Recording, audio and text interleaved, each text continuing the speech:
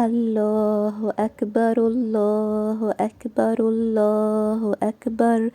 لا إله إلا الله. الله أكبر الله أكبر ولله الحمد.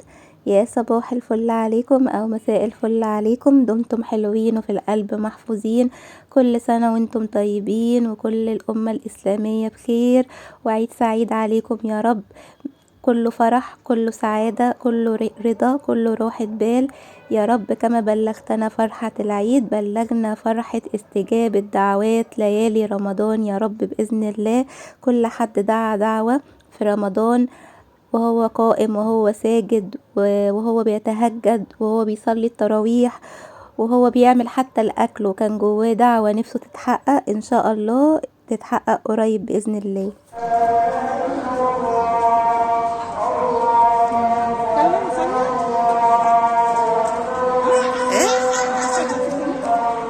اتصل لو عايز اتصل.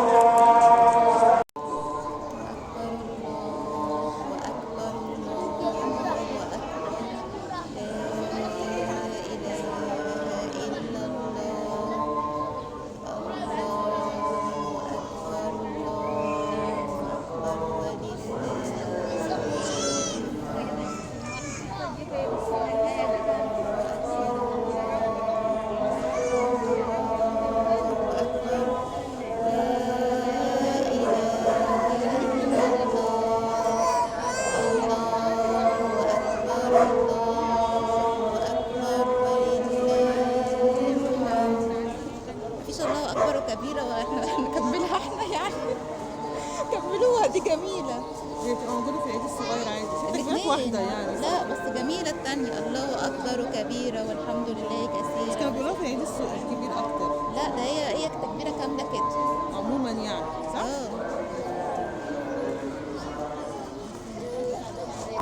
لازم تاكلي بلحة وانتي نازلة عشان هو اسمه عيد الفطر، تكسري الصيام. عشان انتوا صايمين احنا عاملين ناكل من ساعتها لا بس دي سنة، بس تبقى وترية 1 3 6 كده. ايوه لا ما انا عارفة دي الأعداد.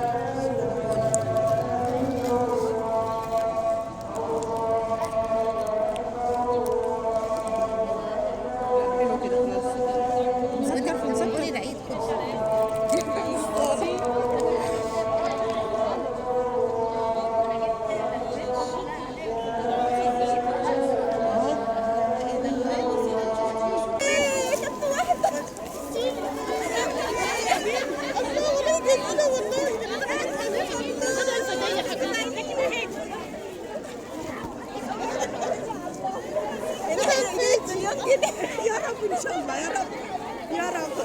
اي حد خدها الفيديو. ايوه سايباني ايه قد قلت ما اعرفش صح ولا لا. يا مصاصه والله انا واحده ولا مصاصه. ميسره وياسمين. ايوه مصاصه. مصاصتين شبه بعض؟ كلها مصاصات. ومصاصه يا بنت الختان فيهم بنات. والله بقول لنا ايه؟ انا عملت الكفايه يشغلها.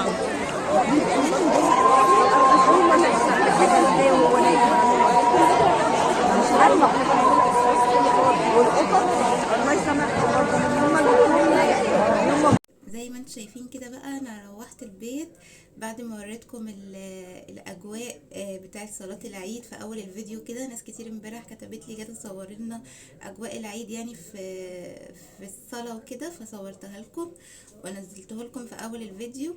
وجيت نمت شويتين، اخدت دواء يعني بتاع برد عشان زي شايفيني كده الحاله متشحوره خالص.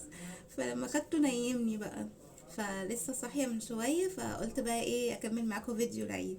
بصوا احنا دايما، بصوا لو لقيتوني تخينه شويه عشان انا لابسه الجاكيت ده على البيجامه، لان نازل عليا سقعه جامده جدا، متلجه وجسمي ساقع من جوه وسخن من بره بسبب دور البرد. فمعلش بقى ايه لو طلع لكم الكاميرا اصلا بتطخن، فالنهارده شبه شبه الجبنه اللي بشكري، اللي هي البقره اللي على البتاع دي. بصوا بقى المهم، طبعا في اول يوم العيد في معظم البيوت يعني المصريه بياكلوا رنجه وفسيخ، رنجة وسردين. طب ليه بنعمل كده؟ لان طبعا طول شهر رمضان بنبقى اكلنا فراخ ولحمه واسماك وكده، فبنيجي بقى اول يوم نبقى عايزين نغير ونحدق وناكل بقى الحاجات اللي مكناش عارفين ناكلها في العيد، زي الجبنه القديمه، الفلافل، الرنجه، البصل. فدي كده عاده عندنا يعني، في ناس كتير بتعملها وفي ناس بتجيب سمك، يعني حسب كل بيت. طبعا انا بقى مش هعمل كميه الرنجه كلها، عشان يعني بابا مش بياكلها اصلا، واخويا واخد نفس الدور، فقال لي مش هاكل الكلام ده عشان البرد. وانا المفروض ما اكلش. بس انا ايه نفسي هفتني عليها، وقلت ايه علاقه الرنجه والبصل بالبرد؟ البرد ده ميكرو ملهوش علاقه بالاكل، يا ربنا يستر بقى. وانا كمان مش محضره حاجه تانية اكلها، ما عنديش اي حاجه اعملها تانية كده. فقلت بقى خلاص انا هطلع رنجه او رنجتين، انضفهم واتغدى بيهم، واكل البصل اللي هينطر لي البرد اكتر.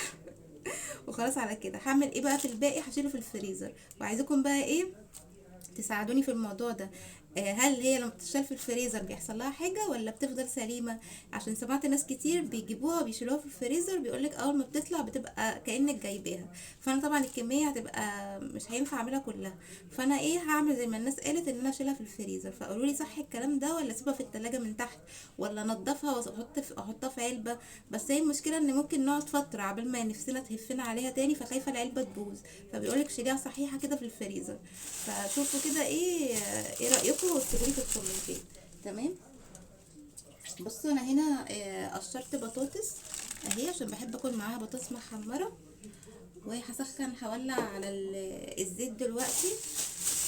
وده هنا الناس اللي بتقول لي يا جدع ريحي وما تصوريش، ما هو احنا عندنا الفيديوهات دي مواسم، يعني لازم اصور لكم اول يوم العيد، اصور لكم وقفه العيد، علشان ما يروحش عليا البهجه الفيديوهات يعني. اي نعم ببقى تعبانه وزي ما انتم شايفين كده، بس الحمد لله. شربت شاي اخضر عشان صوتي يرجع بس شويه. وده بصل كده اخضر برضو، انا هاخد بس الاتنين اللي انا هاكلهم، وهسيب الباقي في التلاجة. لو عايزاه ما يبصي ما تقشرهوش كله، قشري بس اللي انت هتاكليه. ماشي. واجي بقى كده ايه اكلت بقى ايه الرنجة بتاعتنا.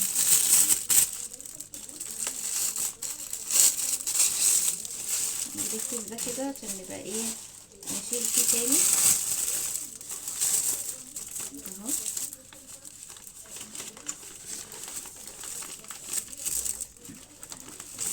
بصوا ما شاء الله،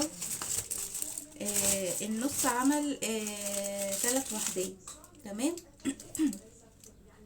فانا هشيل واحده، او بفكر اقول لها نضفهم كلهم لان هما مش كتير، ولا ايه؟ مش يلا بينا بقى ندخل على الفيديو بتاعنا.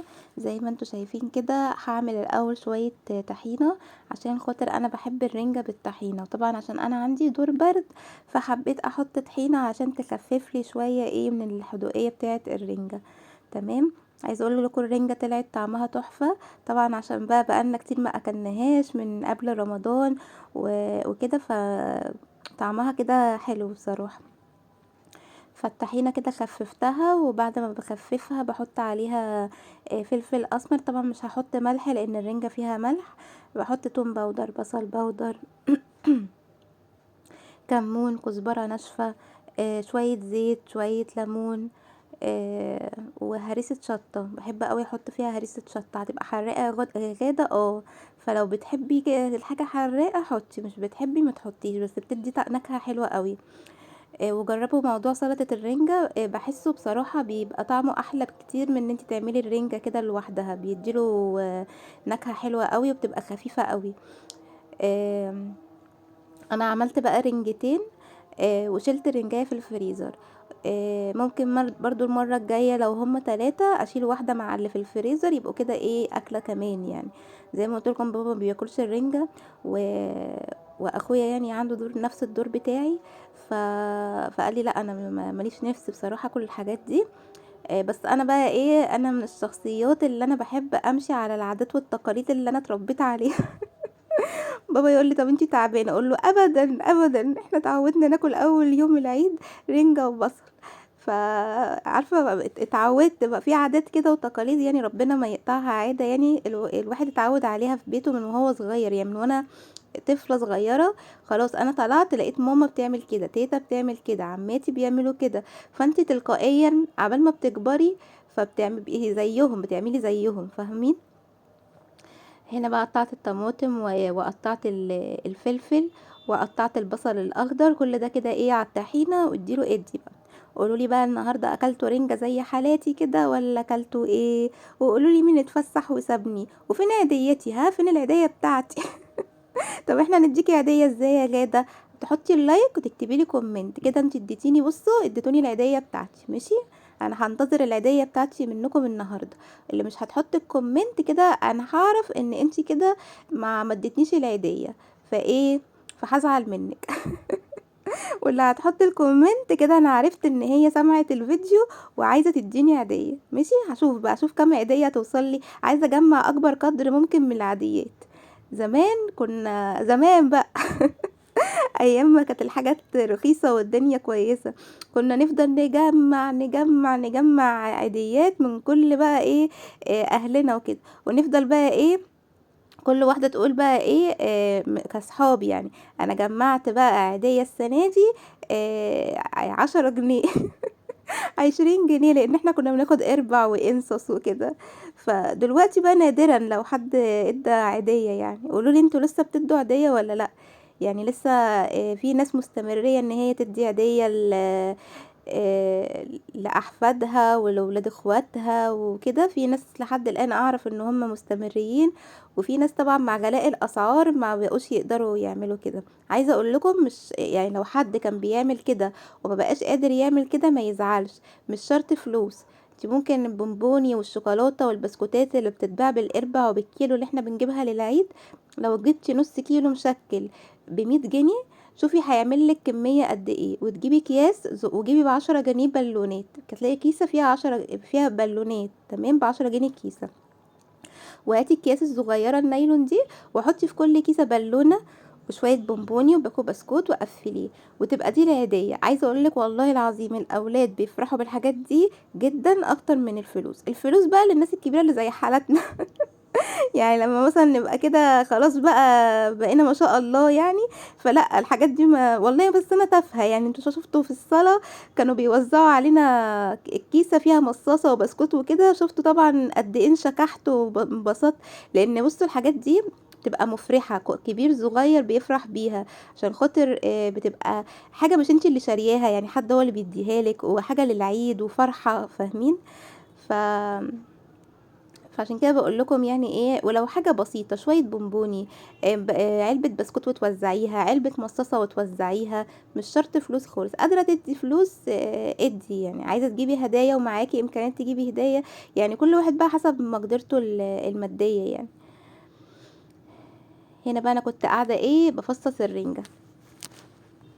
بعد بقى ما فصصتها اخدت كام بطروخه كده قطعتها، وكام رنجايه قطعتها، وعملت احلى طبقه سلطه وشويه بطاطس محمره، وبعدها عملت كوبايه شاي وبسكوتين. اتمنى الفيديو يكون عجبكم، ما تنسونيش في الكومنت واللايك. كل سنه وانتم طيبين، اشوفكم على خير ان شاء الله.